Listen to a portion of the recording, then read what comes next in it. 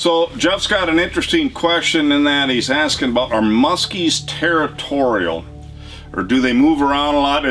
You hear stories about the same fish being here, old Pine Island Pete or Jingle Bells or whatever the situation may be, where they see the same muskie in the same place all the time. It's interesting, years ago I was told that muskies were definitely territorial and solitary to a certain extent. I would say that there's absolutely no set answer for this particular question, but I do find it interesting that in a lot of cases they are territorial. Where they tend to roam the most is river systems and obviously larger systems, but especially where there's moving water. There's literally been cases of muskies traveling unbelievable amount of miles to get literally from one end of the system to the other.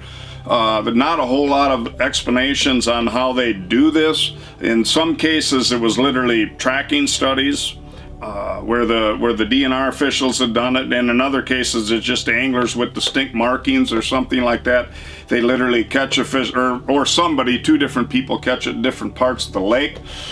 So I think overall what happens is that you've got prime spots, and certain muskies will just frankly move in and use those spots multiple times. I don't believe that they actually stay there full time, but I believe that predators are going to use an opportune location for feeding very often, because there's something about that location that is constantly attracting food. So therefore the predator's just going to show up there.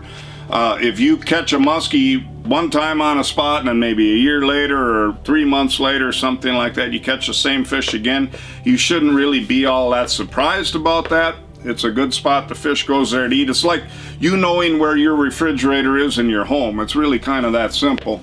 So I think that can happen. I don't believe any fish just sits in any one place all the time, but in a lot of cases they do use the same feeding areas.